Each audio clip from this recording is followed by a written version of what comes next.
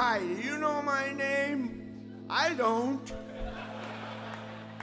That's why I carry this. The latest about Joe Walsh is breaking the headlines. The wild spirit of the Eagles, the man whose guitar riffs shaped rock history, is back in the spotlight. But this time, it's not about fame or music. It's about heartbreak, loss, and the fight to stay strong when the lights go out. Behind the legend is a man facing his hardest battle yet. What happened to Joe Walsh? Why is the rock world holding its breath? Stay tuned. This story hits deeper than any song ever could. Recently, the death of Richard "Smokey" Wendell, Joe's companion of more than 30 years, sent shockwaves through the music world. Smokey wasn't just a friend or an assistant. He was the man who saved Joe Walsh's life. He was the anchor that kept him sober when everything around him was falling apart. Without Smokey, Joe once said, "I don't know what I would have done. He pulled me out of the darkest places." And now, that steady presence was gone forever. When Joe walked onto the stage at the Sphere in Las Vegas, the crowd expected another electrifying night of music. Instead, they witnessed something different, something raw and real. Joe stood under the lights, guitar in hand, and quietly said, "Tonight is for my friend who gave me a second chance at life." There were no flashing pyrotechnics, no over-the-top effects. Just one man, one guitar, and a silence that spoke louder than any amplifier. For a moment, the rock legend disappeared, and what remained was a man grieving, remembering, and fighting to move forward. The press called it the most honest moment of Joe Walsh's career. Rolling Stone described him as a legend standing at a crossroads where personal loss meets musical legacy. To the audience, that night wasn't just a concert. It was a confession, a reminder that even heroes bleed, and that Joe Walsh, the madman of rock and roll, still carries the heart of a survivor. But to understand what that night meant, you have to go back. Back to the chaos, the addiction, and the years when Joe Walsh was one step away from destroying everything he had ever built. In the 1970s and 80s, Joe Walsh was the definition of out of control. The guitarist who could set any stage on fire was burning himself down just as fast. The drinking started young, but by the height of his fame, it had become his daily fuel. Cocaine soon followed. He once admitted that he took drugs to not feel anything. His days blurred into endless tours, hotel rooms, and hangovers. He'd wake up in strange cities without remembering how he got there. Once, in Paris, he found himself alone in a hotel room with nothing but a photocopy of his passport, completely lost and broken. That self-destruction came with consequences. A horrific car crash left his girlfriend seriously injured. His finances spiraled. His relationships crumbled. Even his sense of purpose disappeared. Joe Walsh, the man behind songs like "Life's Been Good," was living proof that fame couldn't save you from yourself. That's when Smokey Wendell entered his life.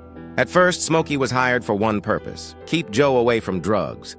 But he quickly became more than a sober companion. He was a brother, a guide, and a constant reminder that Joe still had something worth living for. Smokey's method was simple but powerful: remove Joe from the chaos. Take him away from the temptations, the people, and the places that kept him chained to addiction. Together they traveled, even spending extended time in New Zealand, where Joe experienced his first real period of sobriety. It was there, far from the noise, that he began to rediscover who he was. When he came back to the United States, Joe didn't just stay sober. He made his recovery public. He said, "The whole world saw me destroy myself, so they should see me recover." That honesty became his new trademark. Instead of hiding from his past, he turned it into a mission. He attended support groups, built new friendships, and distanced himself from toxic relationships. Each day clean was a small miracle, and each concert became an act of gratitude. With Smokey Wendell by his side, Joe Walsh co-founded Facing Addiction, a national initiative helping those battling substance abuse. He became more than a survivor. He became a guide, speaking openly about his journey and proving that even the most broken can rise again. But sobriety wasn't the end of his challenges. Inside the Eagles, tensions simmered beneath the spotlight. When Joe joined in the mid-1970s, he transformed the band forever. Before him, the Eagles ruled the airwaves with smooth, country-infused melodies. Joe brought edge, raw, electric, untamed energy. Suddenly, their sound was louder, sharper, and impossible to ignore. His blazing riffs and wild solos gave birth to classics like Life in the Fast Lane and Hotel California. That iconic dual guitar finale on Hotel California remains one of rock's most unforgettable moments. Equal parts, brilliance and chaos. Yet behind the success, the pressure built. Endless tours, recording sessions, and clashing egos pushed the band to breaking point. Creative battles over credit and control tore at their unity. Eventually, the Eagles fell apart under the weight of their own fame, leaving Joe, once again, searching for balance in the aftermath of greatness.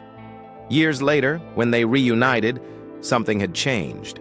Joe Walsh returned not as the reckless kid he once was, but as a man in control. On stage, he was focused, sharp, and disciplined. Off stage, he was calm, patient, and centered. The same man once deemed too unstable to rely on was now the one holding the band together.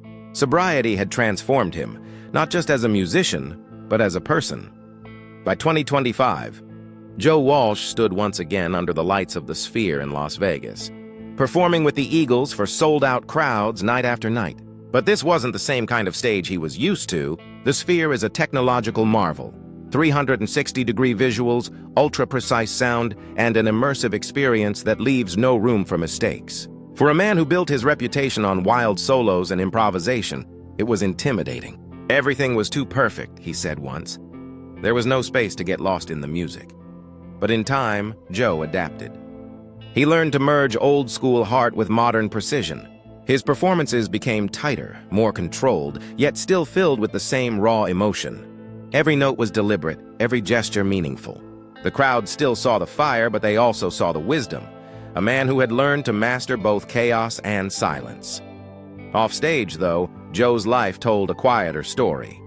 His personal relationships had always been complicated. He went through 3 marriages, each ending in heartbreak. His wild years had created distance between him and his children, a gap he could never fully close. One of the deepest scars he carried was the loss of his young daughter years ago, a pain that never healed, only softened with time. Joe rarely talks about it, but those who know him say that moment shaped everything he became afterward. Then came Marjorie Bach, the woman who finally brought peace into his life. They met through Ringo Starr, Joe's close friend and fellow recovery advocate, and soon after, they married. Marjorie became not just his wife, but his partner in every sense. Together, they dedicated their lives to helping others through community work and addiction recovery programs. She gave Joe something he had never truly known before: stability. These days, Joe prefers the quiet life.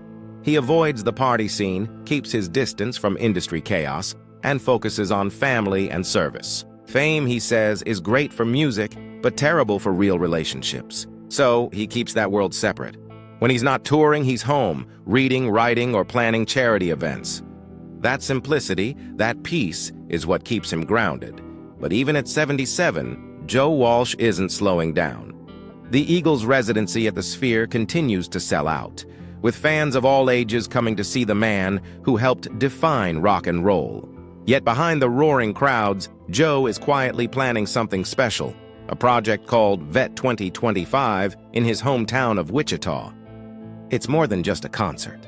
It's a fundraiser for veterans and a symbolic return to where it all began.